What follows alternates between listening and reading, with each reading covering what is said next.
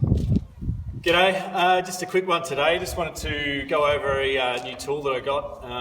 Me and a mate went halves in a Sandblaster, so I just wanted to go over a few things with sandblasting at home. And I've been talking about sandblasting for a while now, and I was going to get it professionally done, but I thought, well, the money I'm going to spend on that, I might as well try and tool up and do it myself. So I'm just going to talk about a few things that you need to sort of keep into consideration when you're doing it yourself at home, and what tools to use, what air compressor you need, and what sand grit you need to get the job done properly. So I'll run over a few of those things, and I'll also just have a test today on a door skin. So yeah, we'll get into it.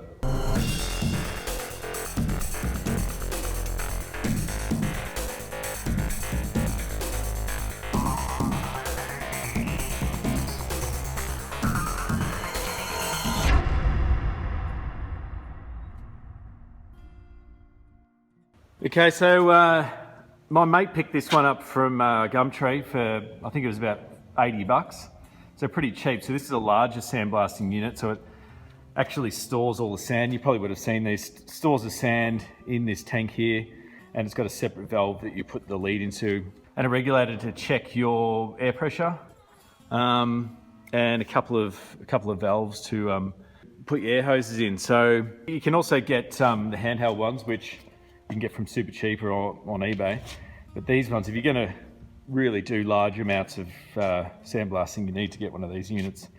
All right, so I just dropped into Super Cheap Auto and got some abrasive sandblasting grit. It's a Norton brand, it's 10 kilos.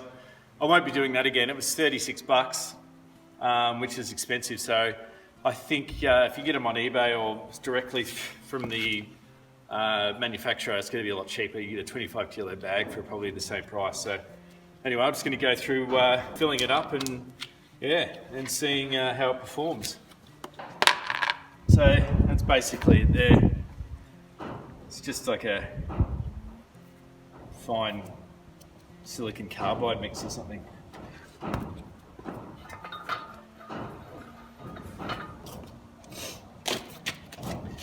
Okay, so I'm just going to put it in, crude funnel, drink bottle.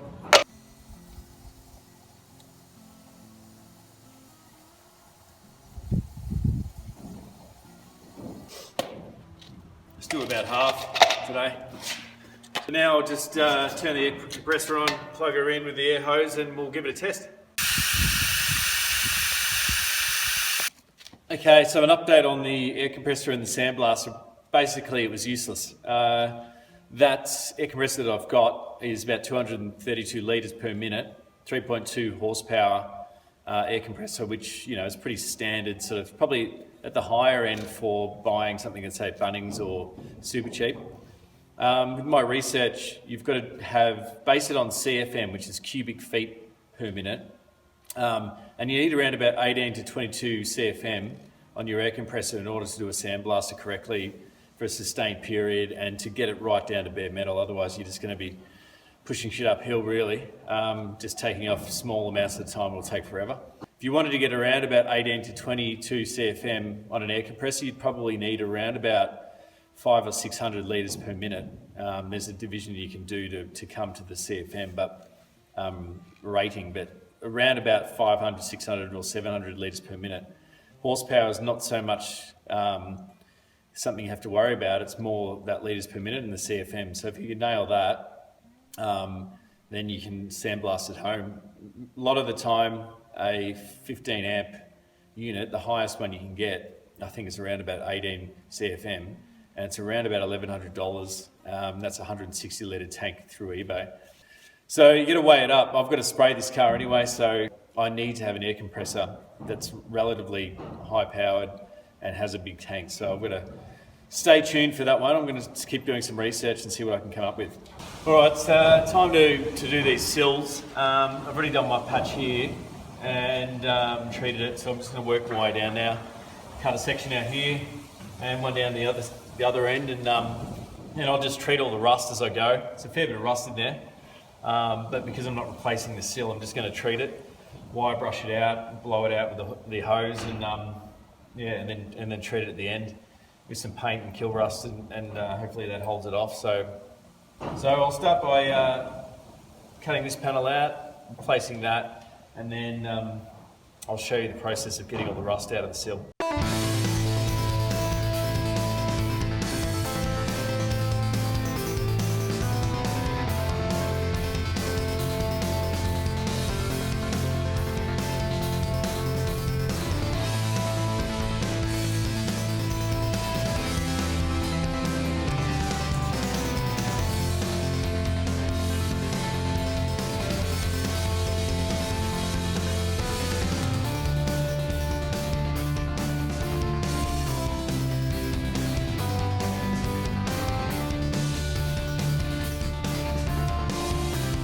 Alright, so I've cut out the two sections in the sill, and the metal in the middle is pretty good, so I don't really want to cut the section out to try and get access to this, to treat the rust behind it.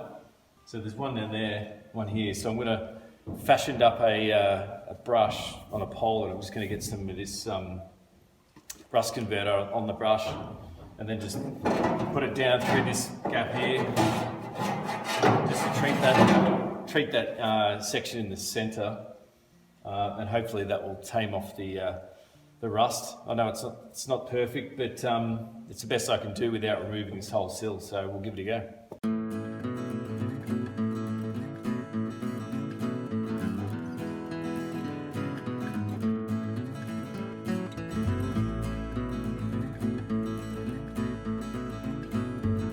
Okay, so I've treated the inside of these sills now, give it a good wire brush, and I've used that little brush with some rust converter and just poked it through.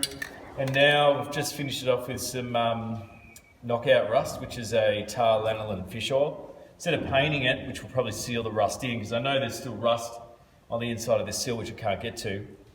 And I'm just going to try and keep it at bay for the next, whatever, 10 years by using this. And so I've saturated all inside here and inside this sill, up on the roof of it, and also down where I've welded this section. And it's completely saturated, so I'm hoping that will keep it at bay for years to come. And now I'll just weld these sections in, and then the sill's done.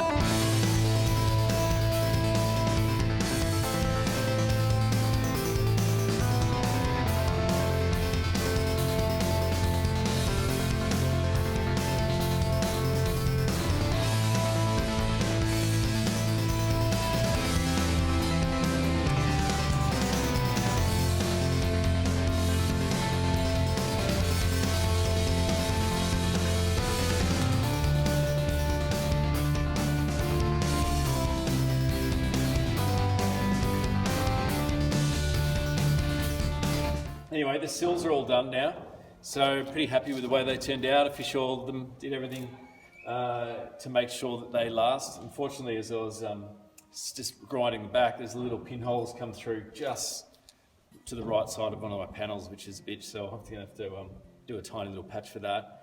Other than that, this side of the ute's pretty much done now, so I'm going to move over to the other side, continue those quarter panels, and then most of the bodywork on the back side of the ute will be done, and we can move on to the front.